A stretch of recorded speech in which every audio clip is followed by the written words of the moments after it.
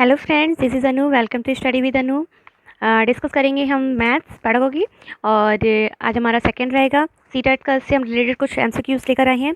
और सेशन पसंद आए तो लाइक कीजिएगा, सब्सक्राइब कीजिएगा, बेल आइकन को प्रेस कीजिएगा और शेयर कीजिएगा। चलिए फर्स्ट क्वेश्चन पे चलते हैं कि निम्नलिखित में से कौन सा प्राथमिक स्तर पर एक अच्छी गणित की पाठ्य पुस्तक की अच्छी विशेषता है। पहला ऑप्शन दे रहा है कठोर अभ्यास देने के लिए इसमें केवल कई व्यायाम होने चाहिए। सेकंड ऑप्शन है यह आकर्षक और रंगीन होना चाहिए। थर्ड ऑप्शन है यह मोटी और बड़ी होनी चाहिए। फोर्थ ऑप्शन है प्रतियोगिताओं के माध्यम से अवधारणाओं को पेश किया जाना चाहिए। प्राइमरी लेवल की बात कर रहा है कि एक अच्छी बुक के लिए, जो मैथ की बुक है उसके क्या विशेषता होनी चाहिए। नॉर्मल सी बात है कि जो प्राइमरी लेवल बुक्स होती हैं वो बहुत ज़्यादा अट्रैक्टिव बनाई जाती है कि बच्चे काफ़ी अट्रैक्ट हों, बच्चे किताबों से जुड़ना सीखें। तो क्या हो जाएगा, यह आकर्षक और रंगीन होना चाहिए। चलिए सेकंड क्वेश्चन की बात करेंगे। यदि एक शिक्षार्थी संपूर्ण संख्याओं, भिन्नों और दशमलव संख्याओं पर 4 बुनियादी कार्य करने में सक्षम है तो शिक्षार्थी इस प्रकार है। कैसा होगा? फैक्टरी चरण पर होगा, संचारण चरण पर होगा, मात्रा के चरण पर होगा, विभाजन के चरण पर होगा। एक बालक है, मतलब एक स्टूडेंट है जो जैसे होल नंबर्स का भी ज्ञान है, फ्रैक्शंस का भी ज्ञान है, डेसिमल्स नंबर्स का भी ज्ञान है, उसे चारों फैक्टर्स का ज्ञान है। तो बताइए वो किस चरण पर होगा? संचारण चरण पर होगा। कौन सा था? बी ऑप्शन था। थर्ड क्वेश्चन पे आते हैं। राष्ट्रीय पाठ्यचर्या की रूपरेखा 2005 की सिफारिश है कि प्राथमिक स्तर पर गणित के शिक्षण पर ध्यान देना चाहिए। पहला, गणित की सार अवधारणाओं पर। सेकंड है, छात्रों को रोजमर्रा की जिंदगी के साथ कक्षा के शिक्षण को जोड़ने में मदद करना चाहिए। थर्ड ऑप्शन है, गणित सीखने में अंतर्राष्ट्रीय मानकों को प्राप्त करने में छात्रों की मदद करना। फोर्थ ऑप्शन है, उच्च गणित की तैयारी करना। देखिए फ्रेंड्स, एनसीएफ हमेशा यही बोलता है कि बच्चों को बाहरी दुनिया से थोड़ा जोड़ कर पढ़ाना चाहिए, बच्चों को बर्डन नहीं देना चाहिए, बच्चों को फ्री रखना चाहिए। ठीक है, तो हमारा सेकंड ऑप्शन पे हम जाएंगे कि छात्रों को रोजमर्रा की ज़िंदगी के साथ कक्षा के शिक्षण को जोड़ने में मदद करना चाहिए, जिससे बच्चे ज़्यादा अच्छे तरीके से सीखते हैं। चलिए फोर्थ ऑप्शन पे आते हैं कि निम्नलिखित में से कौन सा संख्या बोध का महत्वपूर्ण पहलू नहीं है। फर्स्ट ऑप्शन गिनती, सेकंड ऑप्शन नंबर लिखना, थर्ड ऑप्शन संरक्षण, फोर्थ ऑप्शन क्रमबद्धता। कौन सा है जो संख्या बोध का महत्वपूर्ण पहलू नहीं है? तो देखिए, अगर हम गिनती भी लिखते हैं, नंबर लिखना भी सीख जाते हैं, संरक्षण करना सीखते हैं प्राइमरी लेवल पे जब होते हैं, और क्रमबद्धता उस टाइम हमारे अंदर नहीं होती है, हमें क्रम का ज्ञान इतनी जल्दी नहीं होता है।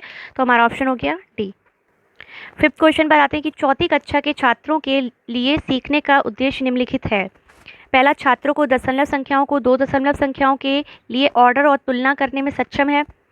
फर्स्ट ऑप्शन है विवाद लक्ष्य, सेकंड ऑप्शन है सामाजिक लक्ष्य, थर्ड ऑप्शन है सामग्री लक्ष्य, फोर्थ ऑप्शन है प्रक्रिया का लक्ष्य।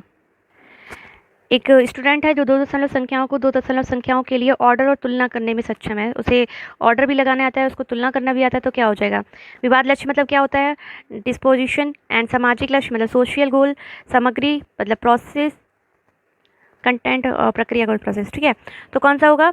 विवाद लक्ष्य होगा, डिस्पोजिशन गोल होगा हमारा।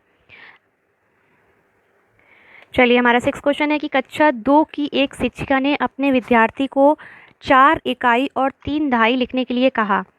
कुछ विद्यार्थियों ने 34 के स्थान पर 43 लिखा। एक शिक्षिका के रूप में आप विद्यार्थियों को संकल्पना को कैसे समझाएंगी? देखिए, उन्होंने 4 इकाई और 3 दहाई को लिखने के लिए कहा था, और विद्यार्थी ने क्या किया कि 3 4 मतलब 34 के स्थान पर क्या लिख दिया? 4 3 लिख दिया, उल्टा लिख दिया। तो शिक्षिका के रूप में आप विद्यार्थियों को कैसे समझाएंगे? हमेशा दहाई और इकाई के स्तंभों में लिखना सिखाएंगी जिससे कोई भ्रम ना हो? हमेशा ऐसे ही करवाएंगी क्या? या स्तंभ विधि में अभ्यास करने के लिए बहुत सारे प्रश्न देंगी, इतने सारे प्रश्न देंगे कि बच्चा प्रश्न अभ्यास ही करता रहे? या फिर विद्यार्थियों को गिनतारा पर प्रदर्शित करने के लिए कहेंगी और फिर लिखने के लिए कहेंगी? हाँ, तो ये वाला ऑप्शन लग रहा है कि देखिए, विद्यार्थियों को पहले क्या करेंगे, हम गिनतारा पर लिखवाएंगे, प्रदर्शित करने के लिए कहेंगे, उसके बाद क्या करेंगे, लिखवाने की कोशिश करेंगे, जिससे बच्चे का भी मन लगेगा। ठीक है, सेवेंथ क्वेश्चन में चलते हैं। गणित में प्रतिचित्रण के लिए निम्नलिखित कथनों में से कौन सा कथन सत्य नहीं है? देखिए, फर्स्ट है प्रतिचित्रण स्थानिक चिंतन को बढ़ाता है। प्रतिचित्रण अनुपातिक विवेचन को प्रोत्साहित करता है। प्रतिचित्रण गणित पाठ्यक्रम का भाग नहीं है। प्रतिचित्रण का गणित के कई विषयों से समाकलन किया जा सकता है। देखिए, जो चित्र होते हैं, भाई हम कोई भी चीज़ लिखते हैं तो स्थानिक मतलब हमारे जो स्थानिक हम स्थानीय मान सिखाते हैं, उसमें हमारा भी चित्रण होता ही है, ऐसे करके हम ड्रॉ करते हैं। फिर अनुपातिक रेशियो के बारे में भी हम उसके रेशियो का बताते हैं। अब ये बात थोड़ी सी लग रही है कि भाई गणित पाठ्यक्रम का भाग नहीं है। ऐसा तो है नहीं कि गणित पाठ्यक्रम का ही भाग नहीं, भाग तो है ही। तो पूरी तरह से कौन सा गलत हो गया? यही हो गया हमारा सी ऑप्शन। 8 ऑप्शन पे आते हैं, यदि एक शिक्षार्थी को संख्याओं और परिकलन में समस्या हो रही है तो असमर्थता हो सकती है, जिसका नाम है।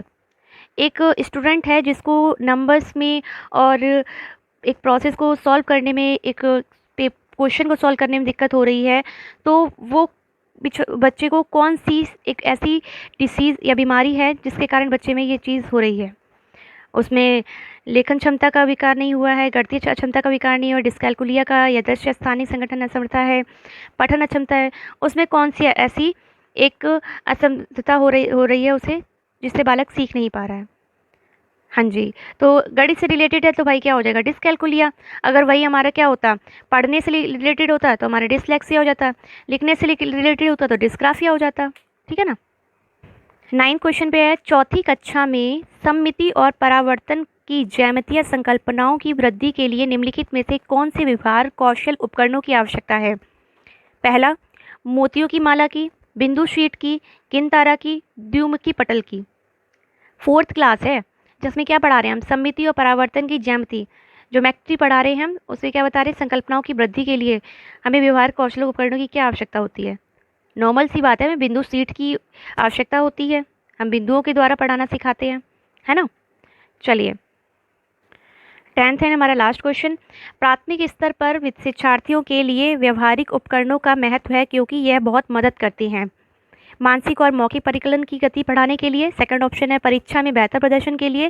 थर्ड ऑप्शन है मूल गणितीय संकल्पनाओं को समझने के लिए। फोर्थ ऑप्शन है शब्दों में व्यक्त समस्याओं को हल करने के लिए।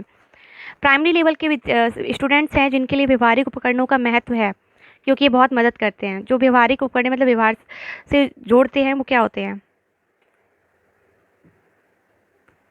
मानसिक और मौखिक परिकलन की गति बढ़ाने के लिए करते हैं। अगर किसी को व्यवहारिक उपकरणों के साथ जोड़ रहे हैं तो क्या मानसिक और मौखिक परिकलन के लिए करते हैं, या परीक्षा में बेहतर प्रदर्शन के लिए करते हैं, या फिर शब्दों में व्यक्त समस्याओं को हल करने के लिए करते हैं। देखिए सबसे ज़्यादा हमें जब भी हम कॉन्सेप्ट शुरू करते हैं तो हमें मूल गणित मतलब हमारे क्या कहते हैं, हम कहते हैं बेसिक से शुरू होनी चाहिए, तो मूल गणितीय संकल्पनाओं को समझने के लिए करते हैं। ठीक है, तो हमारा ऑप्शन हो गया सी, राइट। सेशन पसंद आया हो तो लाइक कीजिएगा, सब्सक्राइब कीजिएगा, बेल आइकन को प्रेस कीजिएगा, शेयर कीजिएगा। धन्यवाद।